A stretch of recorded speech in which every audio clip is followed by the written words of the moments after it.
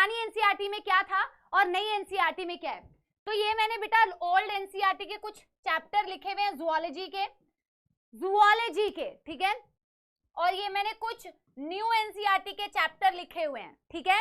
तुम 10वीं कक्षा में बेटा अभी तक क्या पढ़ रहे थे, तुम एक बायो की किताब पढ़ रहे थे, राइट, सॉरी तुम बायो की किताब नहीं पढ़ रहे थे, तुम साइंस की किताब पढ़ रहे थे, साइंस की टेक्स्ट बुक पढ़ रहे थे, राइट, साइंस, उसमें तुम फिजिक्स पढ़ रहे थे, उसमें तुम केमिस्ट्री भी पढ़ रहे थे, उसमें तुम बायो भी पढ़ रहे थे, तुम्हारा बायो ऐसे अलग से तो था नहीं।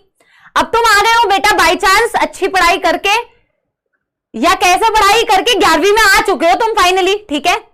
अब तुम 11वीं में बेटा किताबों को अलग अलग पढ़ते हो, भाई फिजिक्स अलग है और फिजिक्स की भी पार्ट 1 पार्ट 2 टाइप है क्या कुछ, और फिर केमिस्ट्री है, फिर बायोलॉजी है, तीनों किताब अलग हो गई। तो पहले से ही हमें बेटा उससे ही मौत आने लगती है, हमें पहले से मौत आने लगती है कि यार किताबें अलग हो गई यानी कितना सिलेबस है, जो कि गलत बात नहीं है बेटा।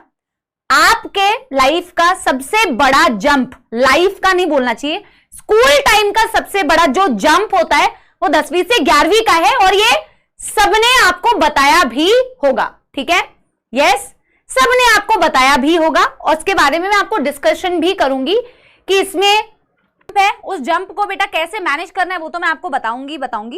अब एनसीईआरटी पे जरा ध्यान दो बेटा, एनसीईआरटी ने क्या क्या चेंजेस करे हैं। तुम अभी बायो की एक अलग से बुक पढ़ रहे हो, राइट, और उसमें बेटा 2 हिस्से हैं, बॉटनी मैम ले रही हैं, जूलॉजी वाला पार्ट मैं ले रही हूं। बॉटनी में बेटा आप क्या पढ़ेंगे, बॉटनी में आप पढ़ेंगे प्लांट्स के बारे में, और जूलॉजी में आप अपने बारे में एनिमल्स के बारे में पढ़ेंगे, सारे एनिमल्स के बारे में, राइट, दैट इज जूलॉजी। अब जूलॉजी की बेटा पुरानी एनसीईआरटी में मैंने चैप्टर वाइज लिखा हुआ है कि कौन कौन से चैप्टर थे, ठीक है। चैप्टर नंबर 4 था आपका एनिमल किंगडम, चैप्टर नंबर 9 था आपका बायोमोलिक्यूल्स, फिर 16 से लेके 22 तक जो आपको चैप्टर दिख रहे हैं बेटा, ये चैप्टर आपके थे ह्यूमन फिजियोलॉजी के। किसके थे ये चैप्टर, ह्यूमन फिजियोलॉजी के आपके ये चैप्टर्स थे, ठीक। Digestion, then breathing and exchange of gases, then body fluids and its circulation, ठीक, then excretory products and its elimination, then locomotion and movement, then neural control and coordination, and then chemical control and integration। ये सारे human physiology के chapters थे जो आपके पुरानी NCERT में इस तरीके से दिए हुए थे, ठीक है। नई एनसीईआरटी में बेटा कुछ चैप्टर डिलीट कर दिए गए हैं और कुछ चैप्टर्स के कुछ टॉपिक्स डिलीट कर दिए गए हैं, ठीक है।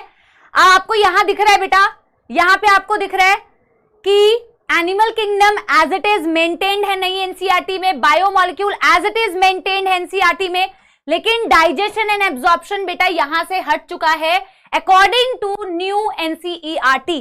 According to new NCERT digestion and absorption हटा दिया है और breathing and exchange of gases से चालू किया है, फिर बॉडी फ्लूइड्स एंड सर्कुलेशन है बेटा, excretory products and it's elimination है बेटा, लोकोमोशन, न्यूरल एंड केमिकल। अब कुछ बच्चे कह रहे हैं कि ma'am what about structural organization in animals, what about structural organization in animals. अच्छा, यहां पे हमने structural organization in animals chapter रखा नहीं है बेटा, उसका चैप्टर नंबर क्या है, चैप्टर नंबर क्या है, कोई मुझे पुरानी एनसीईआरटी का अगर देख के बताए। यहां पे स्ट्रक्चरल ऑर्गेनाइजेशन ये चैप्टर छूट गया है, ये पहले की एनसीईआरटी में जो था structural organization in animals, I think 7 number है इसका, ऑर्गेनाइजेशन इन एनिमल्स, ठीक है, स्ट्रक्चरल ऑर्गेनाइजेशन इन एनिमल्स, ठीक है, चैप्टर नंबर 7 ही है ना। तो ये भी पहले की एनसीईआरटी में था और इसमें बेटा इस चैप्टर के कुछ हिस्से थे जिसमें एनिमल टिश्यूज था। अभी आप सिर्फ ध्यान से सुनेंगे, ये कुछ ऐसी चीजें हैं बेटा जो फ्यूचर में आपको कंफ्यूज कर सकती हैं, बस इसलिए मैं आपको बता रही हूं, ठीक है। एनिमल टिश्यू था, इसमें बेटा आपका बच्चों का फेवरेट कॉकरोच, इसमें बेटा फ्रॉग और इसमें अर्थवर्म था। ये सारी चीजें इस चैप्टर में इंक्लूडेड थी, ठीक है। अब बेटा देखो नई एनसीईआरटी के अकॉर्डिंग, पहले तो मैंने आपको कहा कि डाइजेशन एंड एब्जॉर्प्शन इन्होंने हटा दिया है, डाइजेशन एंड एब्जॉर्प्शन इन्होंने कंप्लीटली हटा दिया है। और नई एनसीईआरटी के अकॉर्डिंग बच्चों,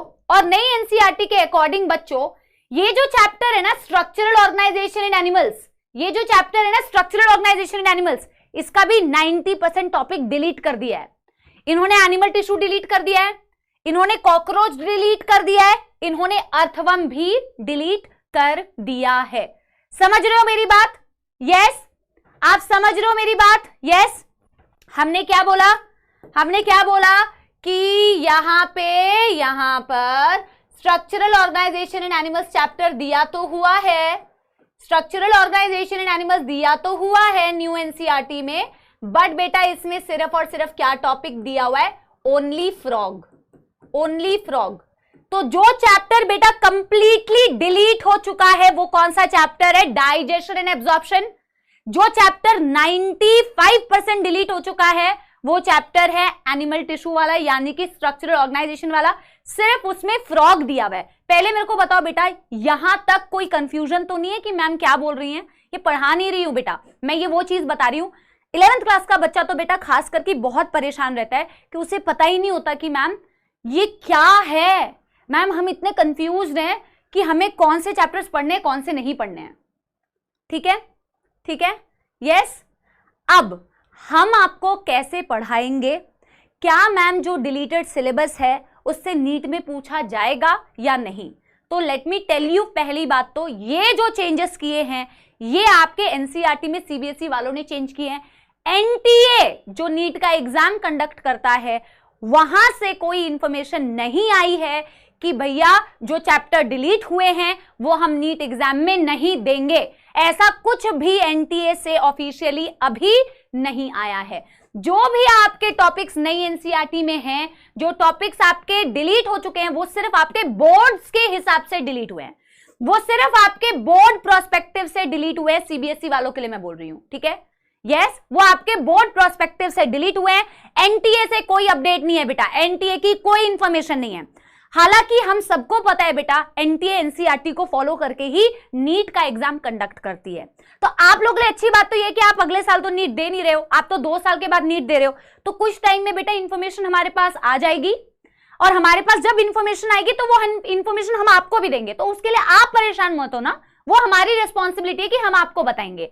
एनटीए की तरफ से कोई अपडेट नहीं है बेटा अभी कि वो इस डिलीटेड टॉपिक में से क्वेश्चन देंगे या नहीं देंगे। इस साल के लिए तो भूल ही जाओ, मैं तुम्हारे लिए बात कर रही हूं, जब उनकी तरफ से अपडेट आएगा तो मैं बताऊंगी।